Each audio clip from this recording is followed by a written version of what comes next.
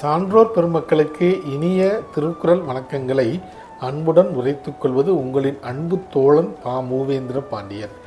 இன்றைய பொழுதில் நாம் நாளொரு திருக்குறள் வரிசையில் பொருட்பாலில் 90வது அதிகாரமாக உள்ள பெரியாரை பிழையாமை என்ற அதிகார தலைப்பின் கீழ் அமையப்பெற்றுள்ள 895வது திருக்குறளை பற்றி இன்று நாம் அறியப் போகின்றோம்.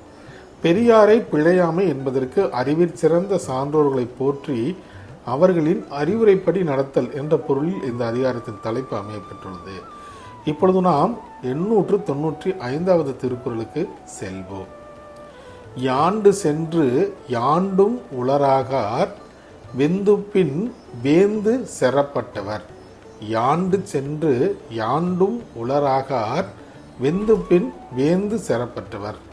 இத்திருக்குறளுக்கான பொருள் என்னவென்பதை இப்போது நாம் காண்போம்.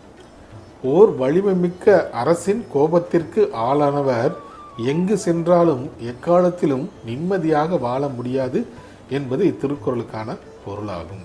மீண்டும் பொருள்: வலிமைமிக்க ஓர் அரசின் கோபத்திற்கு ஆளானவர் எங்கு சென்றாலும் எக்காலத்திலும் நிம்மதியாக வாழ முடியாது என்பது இத்திருக்குறளுக்கான பொருளாக உள்ளது.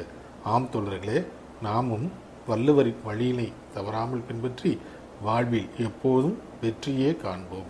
நன்றி, வணக்கம்.